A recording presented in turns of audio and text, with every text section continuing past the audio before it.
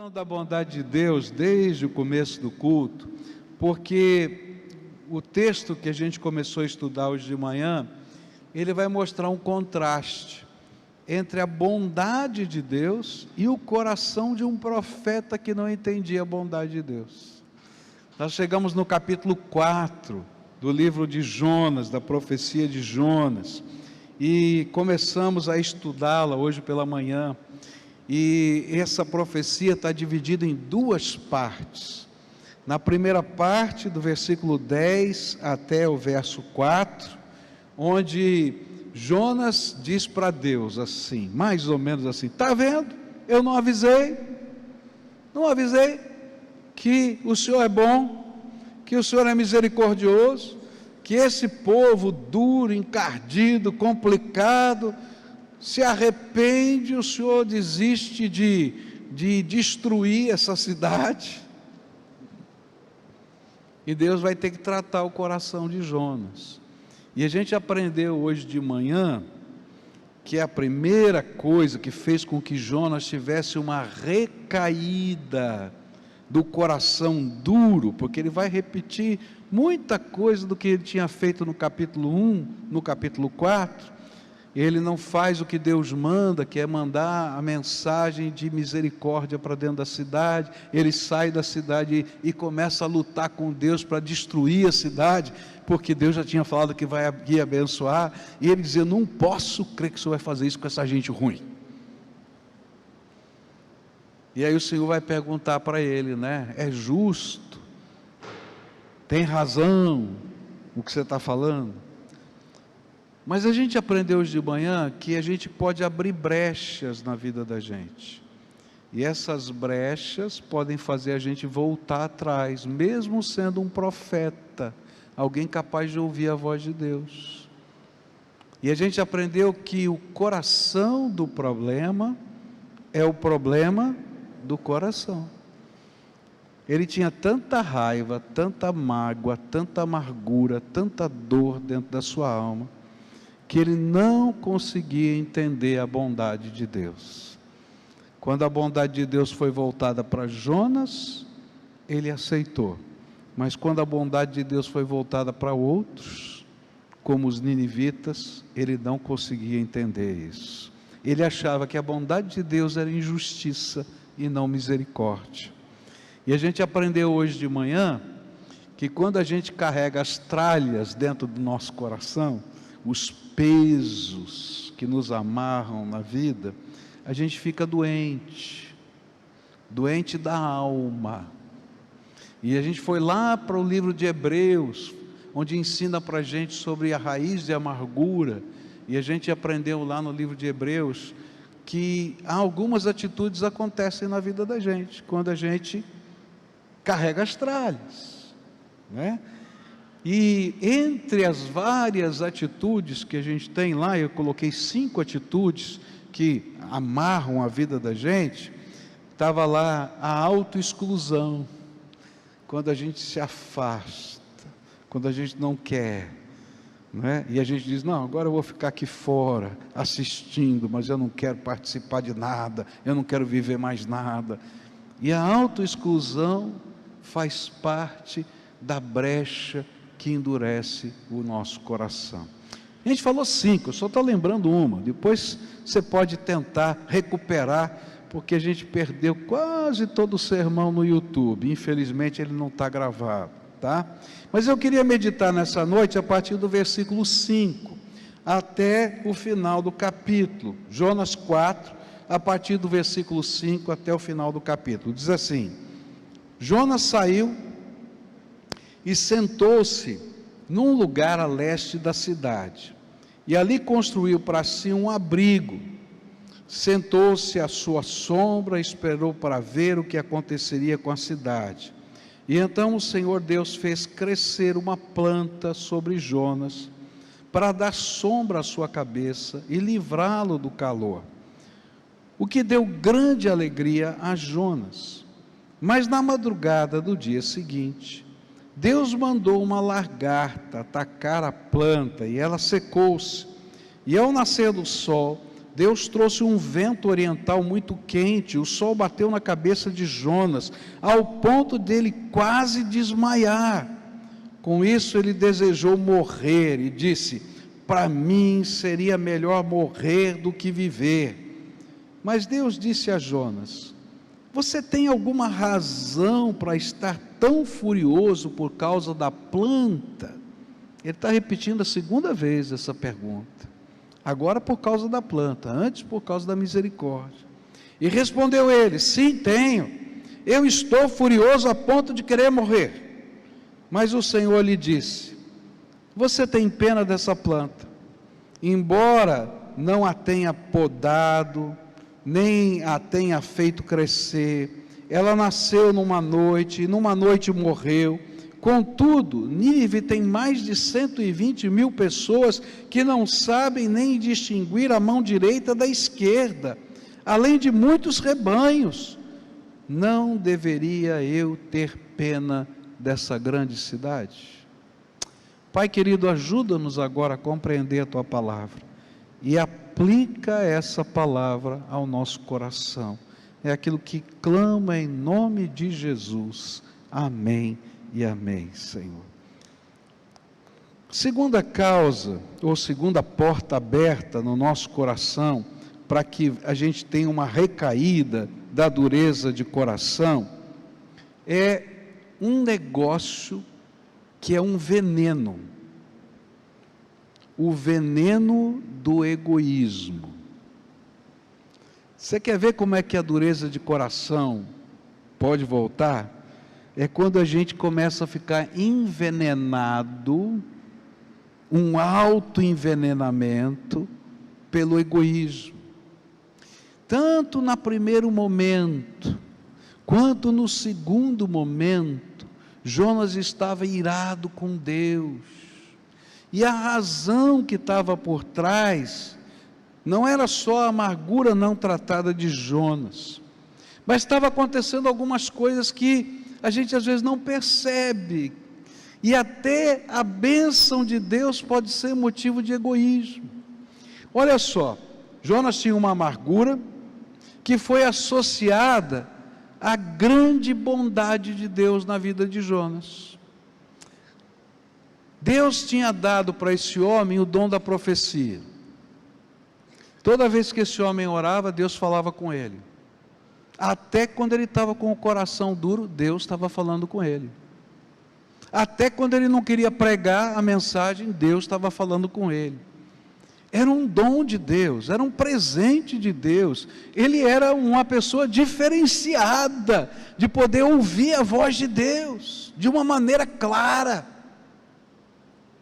Quando ele estava no ventre do peixe, lembra disso?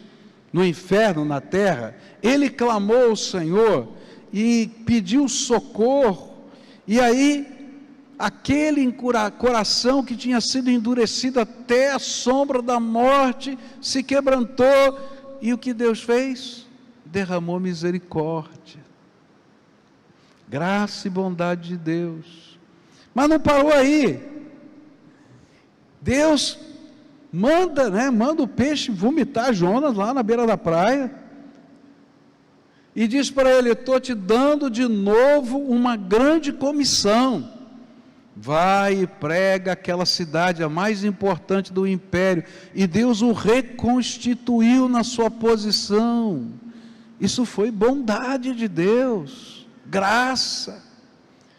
Quando a gente estudou esse texto, a gente descobriu que Deus pegou as marcas da desgraça, que foi ter ficado lá no peixe, a sua pele, toda a melanina foi consumida, ele ficou branco, perdeu os cabelos, e ele transforma a marca da desgraça numa marca preciosa da graça, porque quando ele chega naquela cidade, que acreditava num Deus que era metade homem, metade peixe, e ele conta a história dele, e eles olham, esse homem totalmente diferente, estranho, a marca da desgraça se torna a mensagem da graça, e Deus está trabalhando bondade na vida dele. Ele fez com que aquele profeta, que tinha talvez perdido a autoridade, se tivesse ainda mais poder e autoridade diante de toda aquela população. Só que toda a bênção de Deus tinha se transformado no coração de Jonas em alimento para o seu ego. Está entendendo? E quando o nosso ego é alimentado demasiadamente, ele produz o veneno do egoísmo dentro da gente. E aí, por causa desse egoísmo autofocado, autocentrado nele mesmo, Jonas perdeu o foco da missão. Por que que Deus tinha chamado ele para ser um profeta? Qual era o papel do profeta? Anunciar a palavra de Deus, anunciar a vontade de Deus, anunciar a misericórdia de Deus. Não tem um pregador que possa falar de Deus sem anunciar a misericórdia dele. Mas o que ele estava com raiva? Da misericórdia de Deus. E aí ele perdeu o sentido do que porque foi chamado. E esqueceu a razão porque tinha se tornado profeta. É como se Deus estivesse dizendo para Jonas agora: Jonas, você esqueceu que você não é o centro de tudo, do universo? Agora veja a sutileza disso. Muitos de nós somos pessoas abençoadas. Se você vai olhando a história da sua vida, você vai ver a bênção de Deus na tua vida. E nada do que você tem é teu, porque Deus derramou graça sobre a tua vida, porque o dia que Ele tirar, você está perdido. Você nem respirar, respira. E por que a gente fica orgulhoso daquilo que não é nosso? E quando a gente começa a alimentar o nosso ego produz um veneno chamado egoísmo. E esse egoísmo agora estava no coração de Jonas. Ele achava que ele era o centro de tudo. E ele esqueceu que ele foi chamado para abençoar pessoas. E agora ele estava muito preocupado com a imagem que ele tinha diante das pessoas. E esse era o grande problema. Não importava mais o propósito de Deus, importava o nome de Jonas e a imagem de Jonas. Deixa eu explicar um pouquinho isso, para você entender. Lá no livro de 2 Reis, capítulo 14, versículo 25, a Bíblia diz para a gente que Jonas tinha profetizado que Israel ia voltar a ter as fronteiras que tinham sido tomadas pelos assírios. E que aquelas fronteiras seriam restauradas. Quando ele dá essa profecia, Deus manda Jonas ir pregar para os ninivitas. Ele diz: eu não quero, porque o Senhor vai abençoar aquele povo. E como é que essa profecia vai se cumprir? E olha só a pequenez de Jonas. Porque quando a gente é orgulhoso, a gente esquece a grandeza de Deus e acha que a gente é maior que Deus e quer ensinar a Deus a fazer as coisas.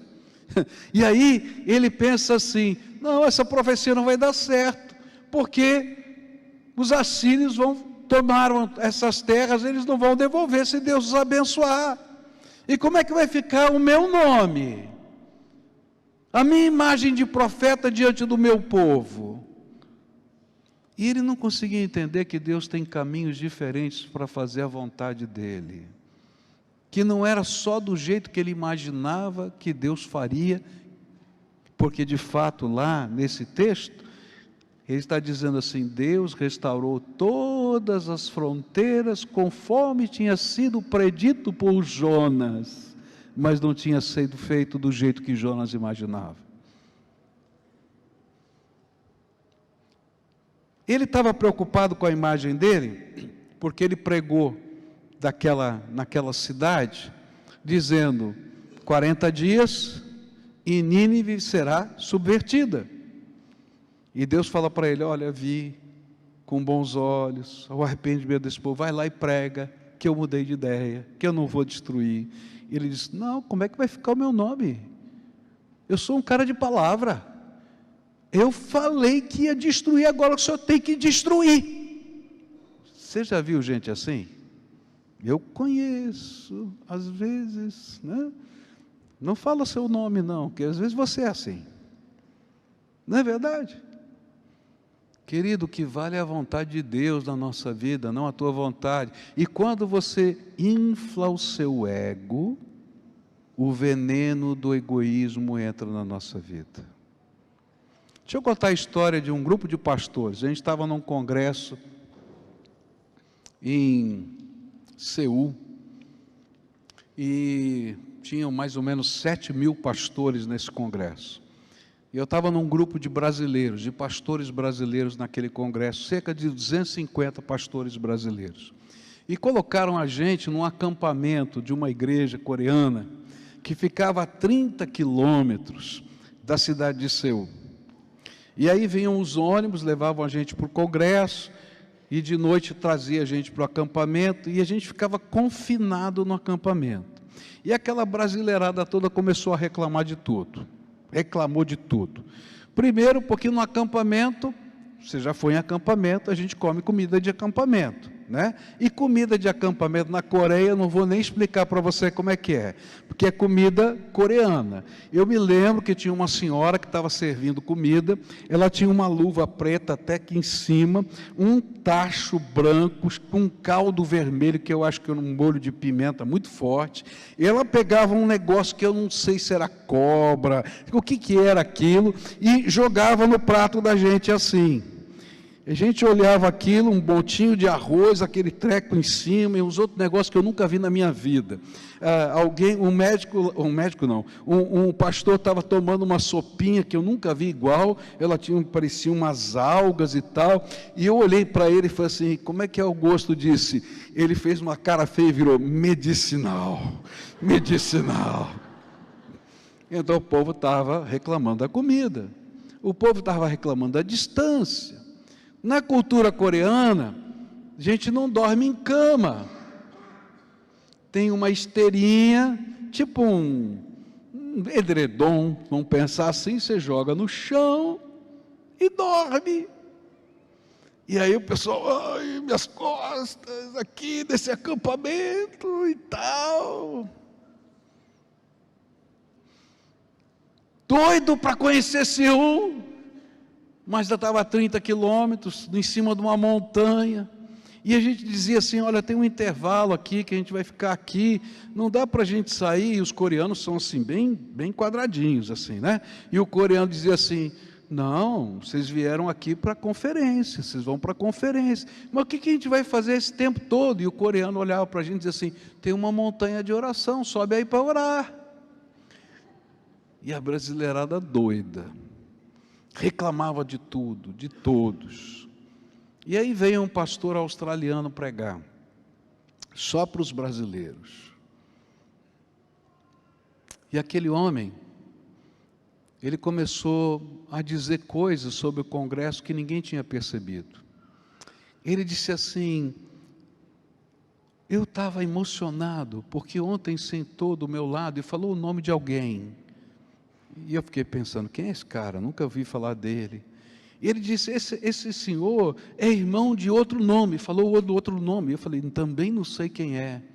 E aí ele começou a dizer, esse homem foi martirizado por causa de Jesus, e ele está aqui, e eu tive o privilégio de sentar com ele, essa pessoa que tem as marcas de Jesus no seu corpo, que coisa linda. Ele começou a falar do outro irmão, de outro lugar, de outro irmão, e eu disse, rapaz, ele está no mesmo congresso que eu, que negócio é esse? Mas chegou uma hora, que ele olhou bem para a gente, para os 250 pastores brasileiros, e disse a seguinte frase, quando o vaso é pequeno, uma gota do orvalho do céu o transborda e se espalha em volta dele. Mas quando o vaso é muito grande, demora para ser cheio. Quando o veneno do egoísmo entra no nosso coração, Porque a gente se acha, a gente perde o foco e não entende o propósito de Deus na nossa vida. E quando isso acontece, meu irmão,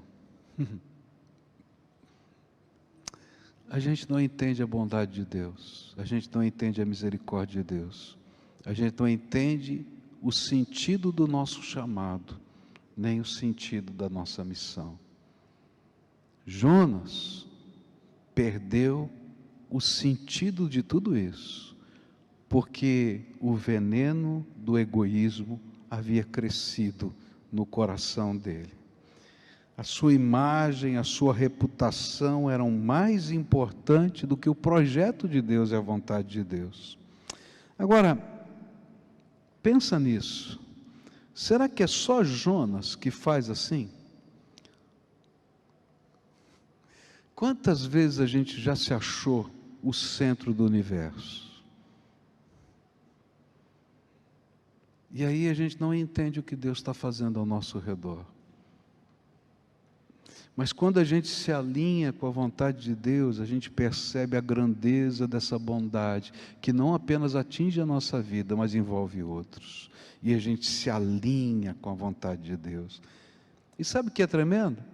É que a bondade de Deus é infinita, e nunca falta bondade para você, enquanto você pratica a bondade de Deus nessa vida. Mas a Bíblia diz que ao soberbo, Deus vai resistir. E é isso que está acontecendo agora. Deus começa a resistir o profeta Jonas, porque ele tinha se inchado demais do seu orgulho. Eu já vi muitos líderes caírem por causa de um negócio chamado orgulho.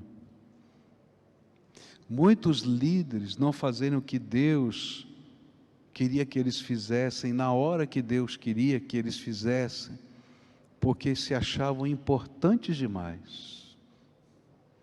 Mas quando o vaso é pequeno, uma gota do orvalho do céu cai, e é mais que suficiente, e transborda na nossa vida.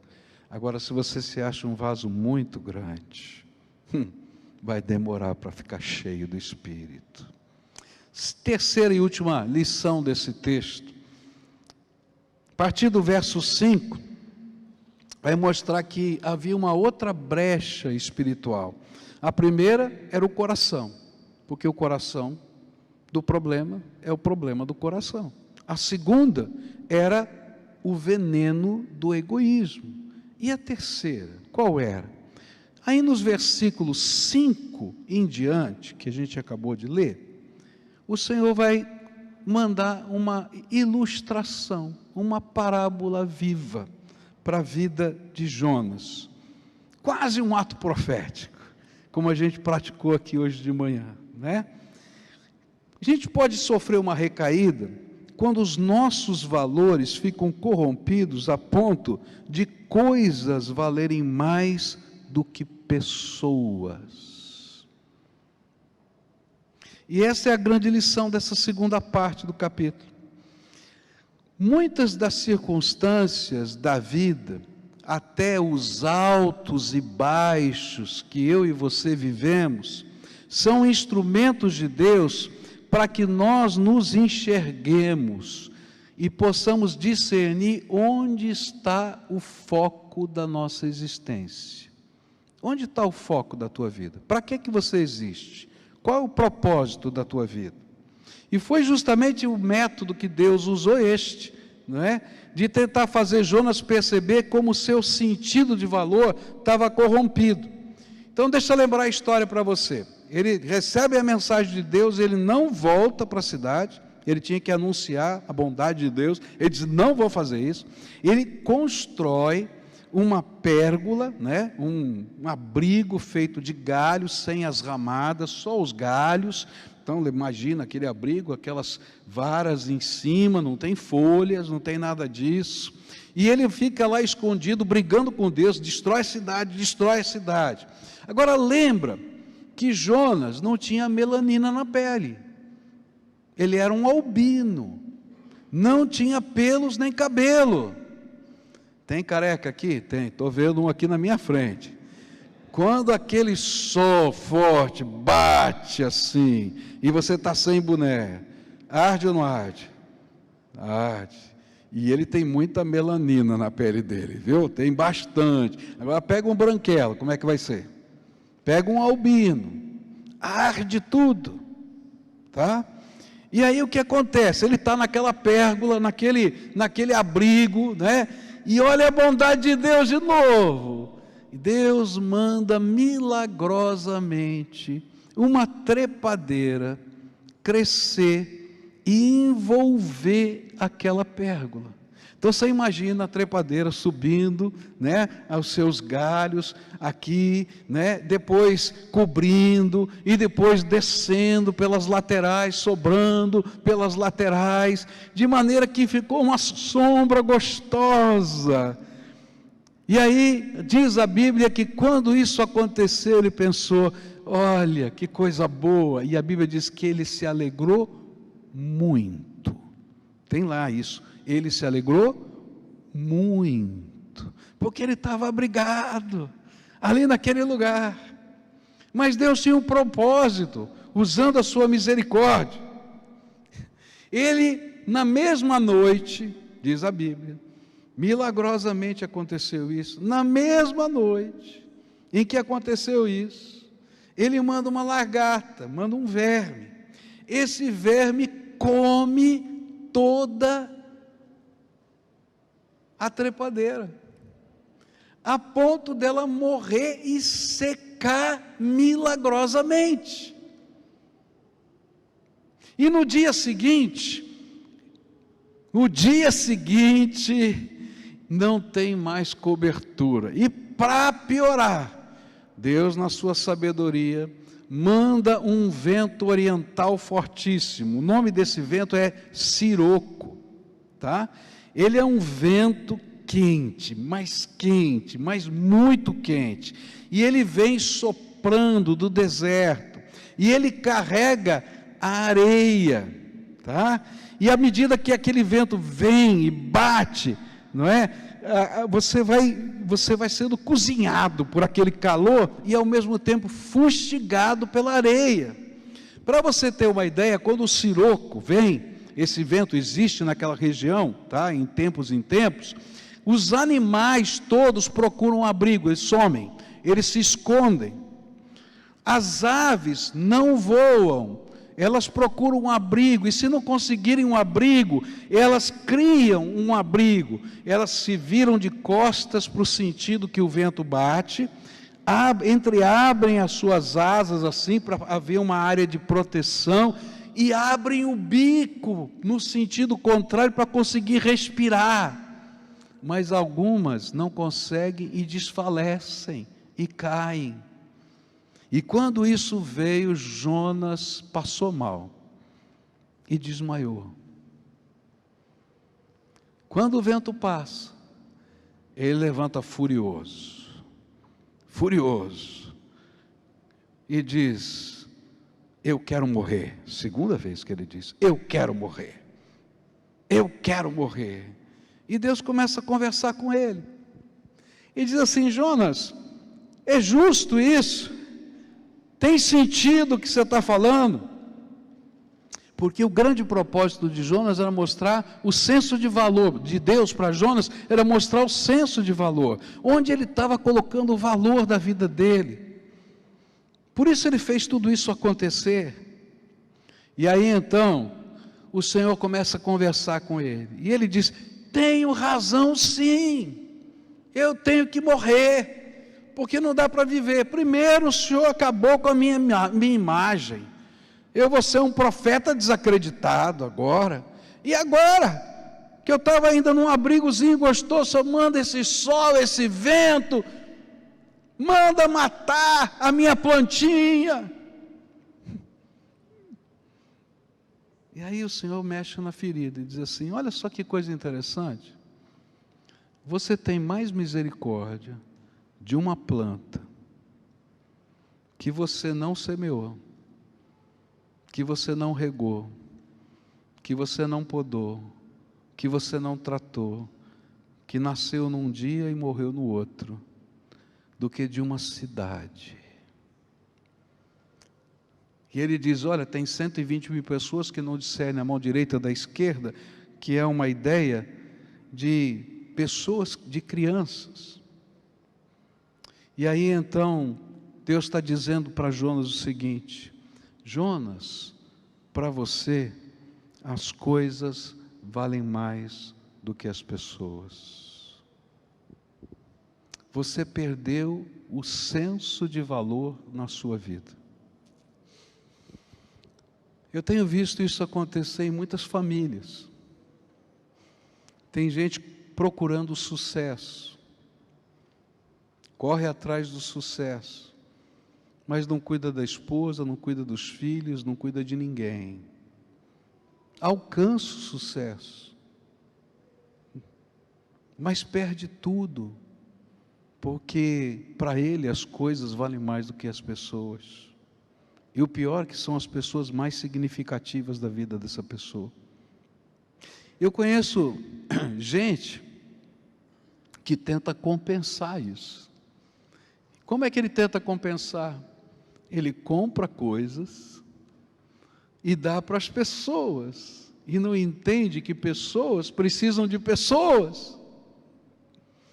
E sabe, parece até legal isso, mas o amor que é comprado, ele é prostituído, e vem uma sensação horrível dentro da gente, porque na verdade o que a gente quer é pessoa, é gente.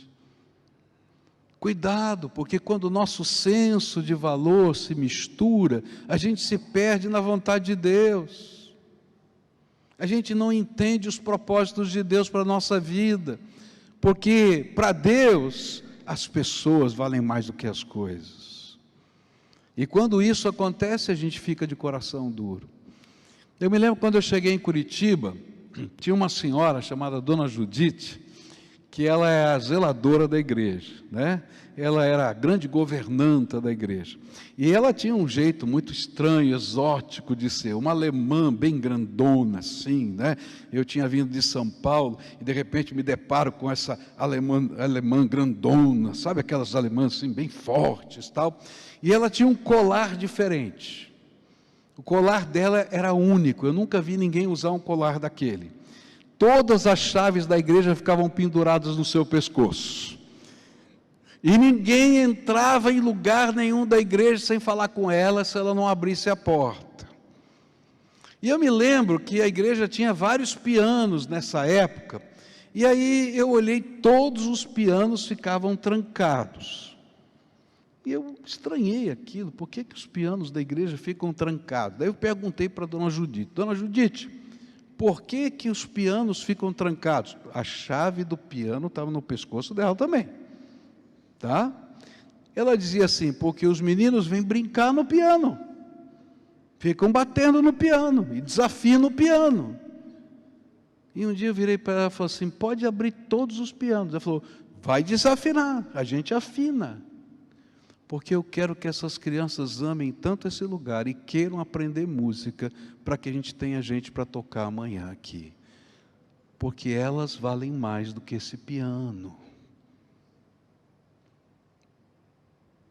Quando a gente ia fazer uma reunião, ela dizia assim, o que você vai fazer na sala? Eu já limpei.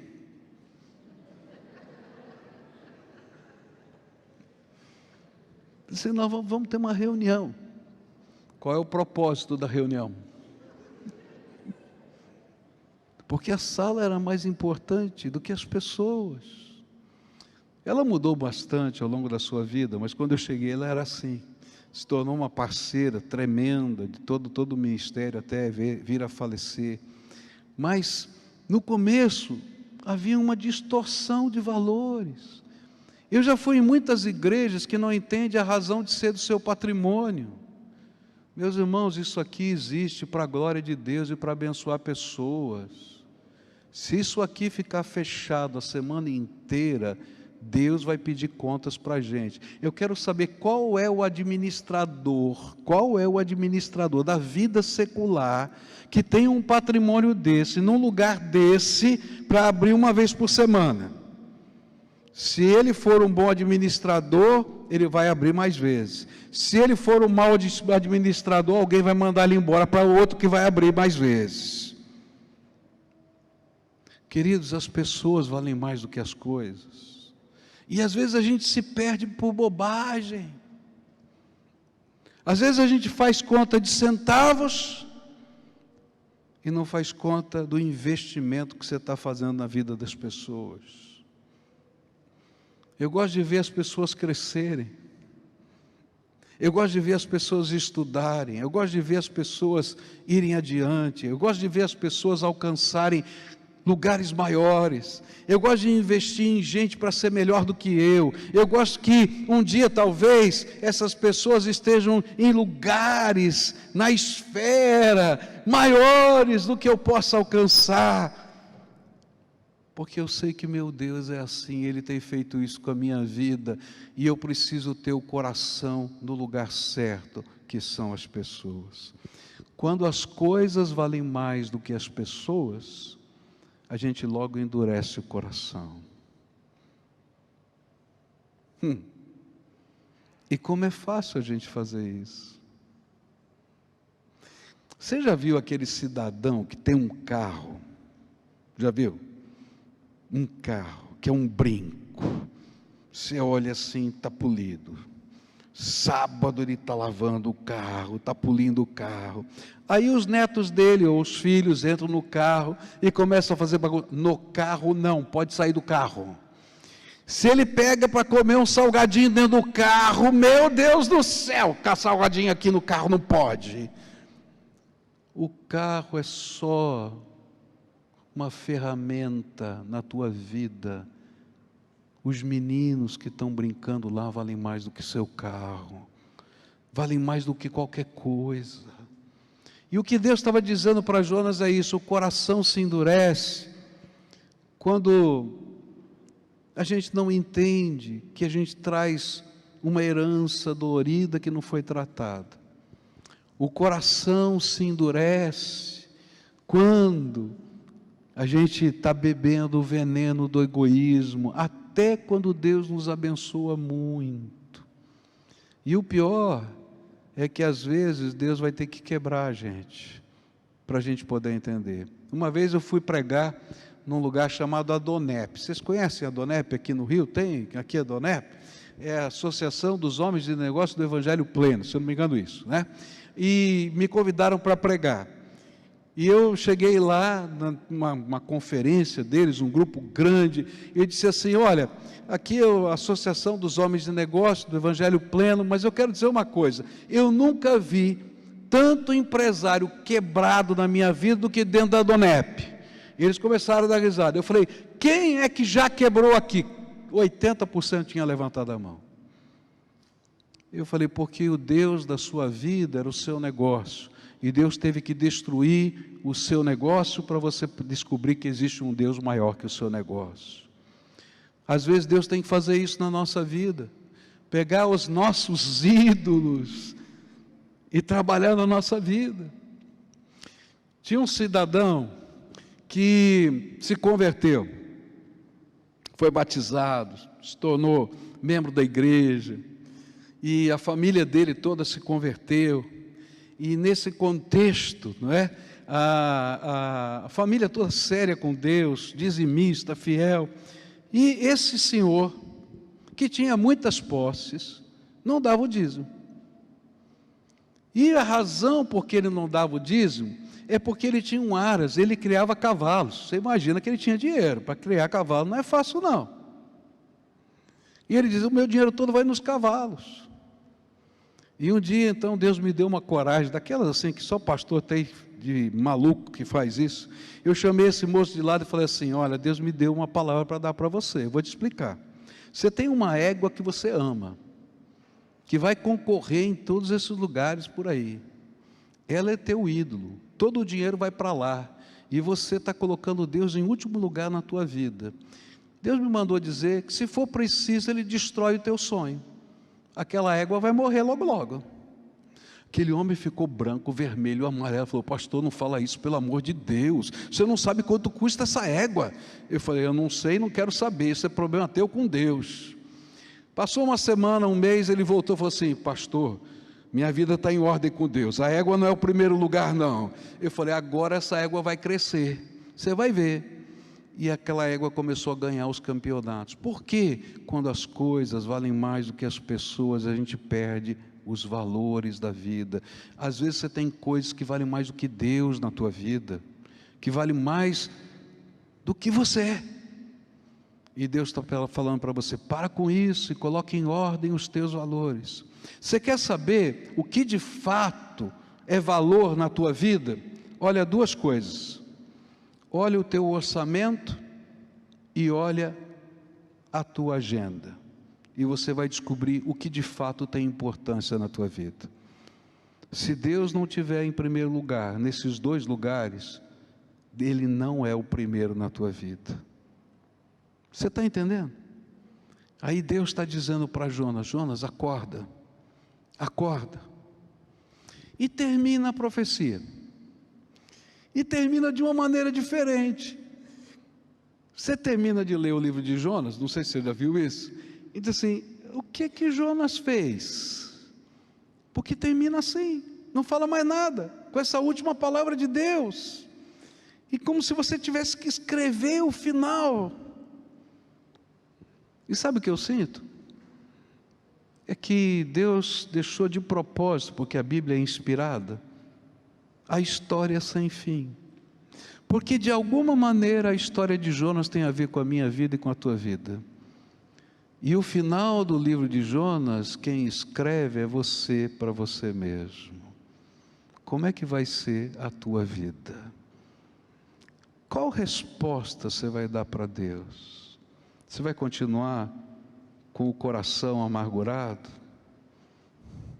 Você vai continuar bebendo o veneno do egoísmo? Você vai continuar valorizando mais coisas do que pessoas? Porque se for assim, então nunca vai haver lugar para Deus, para a vontade dEle, para a bênção dEle na tua vida. Sabe o que eu acredito? Eu acredito que Jonas mudou, e vou dar minha razão, porque ele escreveu esse livro. É uma profecia diferente de todas as outras. Todos os profetas falam o que Deus tinha dito e a mensagem que eles anunciaram, mas o livro de Jonas é um testemunho, o que Deus fez comigo.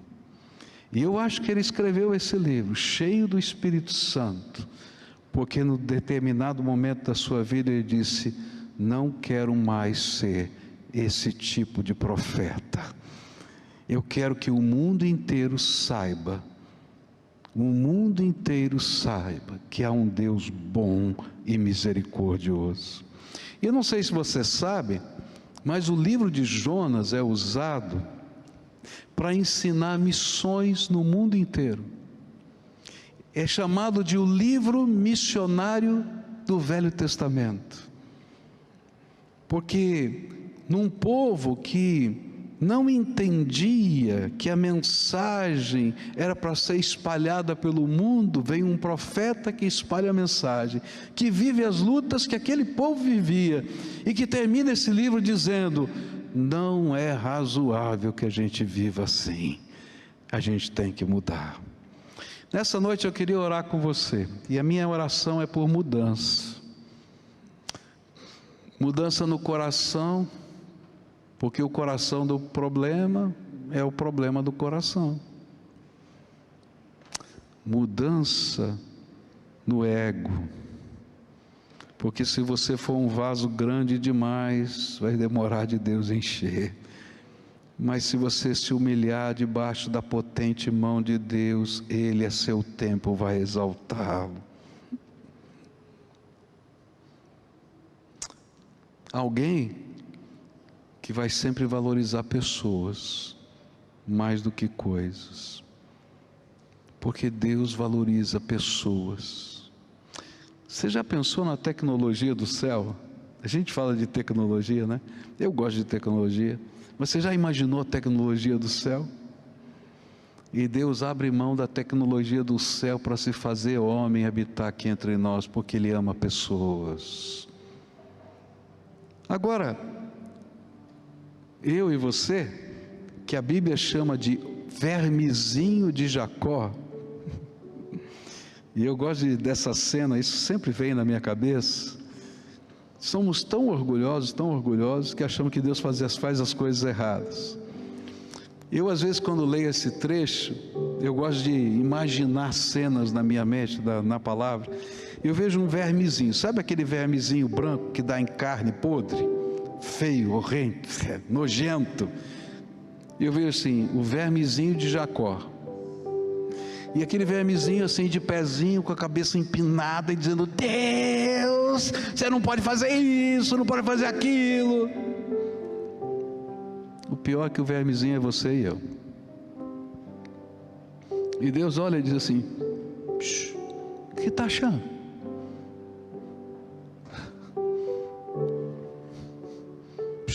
O que é isso?